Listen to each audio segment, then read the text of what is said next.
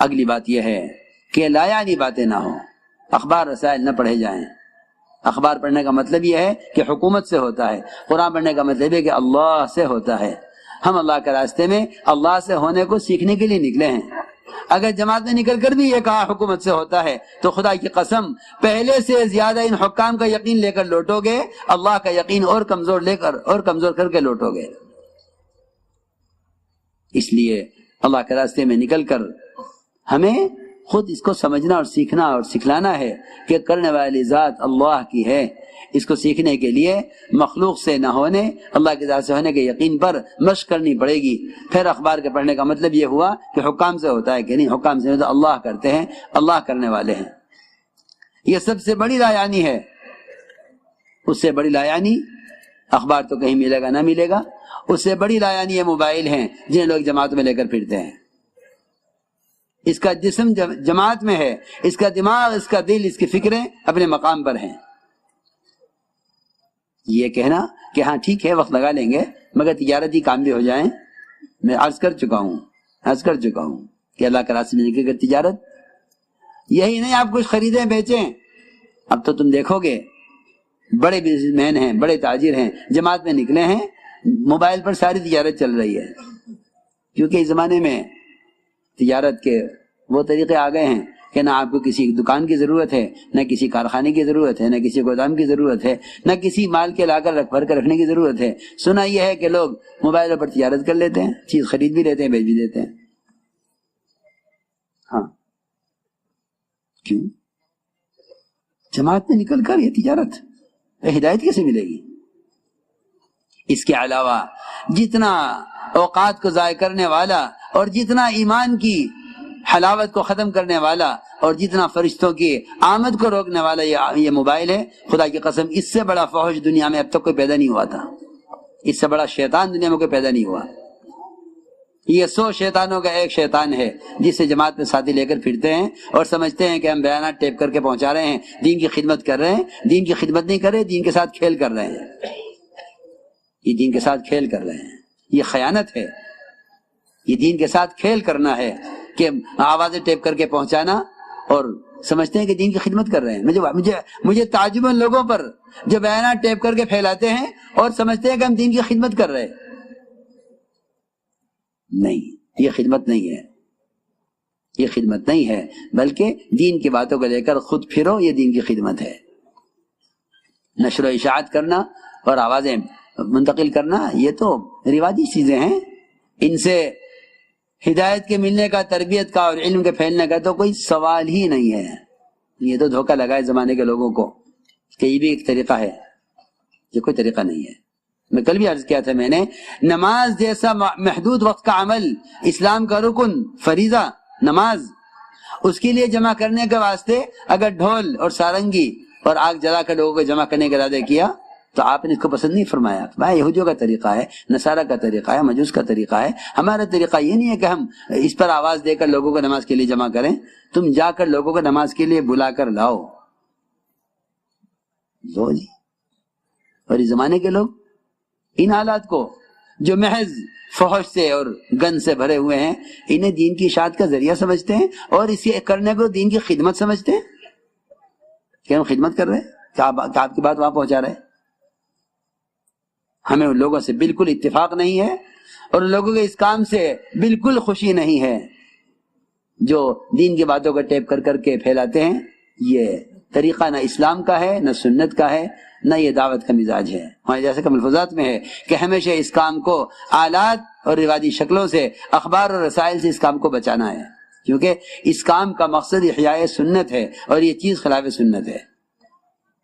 بس سب بات ہے، لا یعنی باتیں ہرگز نہ کیجو۔ احد کے میدان میں صحابی شہید کیے گئے، احد کے میدان میں صحابی شہید کیے گئے اور ان کی لاش کو وہاں سے اٹھا کر ان کے گھر پہنچایا گیا۔ حضور اکرم صلی اللہ علیہ وسلم تشریف لے گئے ان کے گھر اور آپ نے ان کے گھر والوں کو تسلی دی۔ ان کی والدہ بیٹھی ہوئی تھی لاش کے پاس، ان کے چہرے سے مٹی پہنچتے ہوئے کہنے لگی، میرے بیٹے تمہیں جنت مبارک ہو، تمہیں جنت مبارک ہو۔ آپ نے ہمارے ان کی والدہ سے، تم نے اس کو کیسے جنتی کہہ دیا؟ تمہیں کیا معلوم کہ اس نے اللہ کے راستے میں نکل کر بیکار بات کی ہو؟ ذرا اندازہ تو کریں ہم. تعلیم ہو گئی، اب بیٹھے ہیں، دکان پہ کسی چھوڑ کر آئے تھے، کھیت کا کیا حال ہے، تم گھر میں کسی چھوڑ کر آئے، گھر والی کا کیا حال ہے، گھر کی باتیں شروع ہو گئی. اور وہاں احد کے میدان میں جبکہ شہید کے خون کا قطرہ پہنچتا نہیں زمین پر، اس سے پہلے اس کی مغفرت کر دی جاتی ہے. شہداء احد کے اور صحابی، اور آپ کیا فرمائیں ان کی والدہ سے، تم نے اس کو کیسے جنتی کہہ دیا؟ تمہیں کیا معلوم اس نے دو کام اللہ کے راستے میں نکل کر کیے ہوں، ایک لا یعنی باتیں کی ہوں، یا دوسرا کام یہ کہ کوئی لوٹا، کوئی چادر، کوئی لاٹھی، کوئی ضرورت کی چیز کسی کو دینے سے انکار کر دیا ہو جس کے دینے میں اس کا کوئی نقصان نہیں تھا. یہ بھی فرمایا ساتھ میں. ساتھی کہتے ہیں میرا لوٹا ہے تو میری چادر ہے. فرمایا کوئی چیز اپنے بھائی کو دینے سے روک لی ہو جس کے دینے میں اس کا کوئی نقصان نہیں تھا. تو میں نے عرض کیا کہ لا یعنی باتیں نہ ہوں. اس طرح ہمیں اللہ کے راستے میں نکلنے میں وقار، سنجیدگی، اپنے امیر کو پہچاننا، امیر کی اطاعت کے ساتھ چلنا، چلنے میں بھی خاص طور پر بازاروں کے ماحول سے گزریں تو کلمہ پڑھتے ہوئے غیروں کے معابد پر گزر ہو، غیروں کے معابد پر گزر ہو تو لازم ہے کہ لا الہ الا اللہ وحدہ لا شریک لہ لہ الملک والحمد یحیی و یمیت وحی لا یموت بیدہ الخیر وہو علی کل شیء قدیر. یہ پڑھتے ہوئے گزرنا چاہیے، ورنہ والی ایسا فرماتے تھے کہ ایسے مواقع پر ایمان کے سلب ہونے کا اندیشہ ہے. ریکنسٹرکشن آف امہ، ہمیں تو احساس ہی نہیں ہے کہ کہاں اس کلمے کا پڑھنا زیادہ ضروری ہے. جی ہاں، غیروں کے معابد پر گزرتے ہوئے میں تم سب سے کہہ رہا ہوں کہ اگر اس کلمے کے پڑھنے کا اہتمام نہیں کرو گے تو ایمان خطرے میں پڑ جائے گا. شیطان ایسے موقعوں پر ایسے وساوس دل میں پیدا کرتا ہے جس سے نعوذ باللہ، خدا نہ کرے، اللہ نہ کرے، آدمی کا دل جو ہے باطل کی طرف یا کفر کی طرف مائل ہونے لگے. اس کا بہت خیال کرنا چاہیے.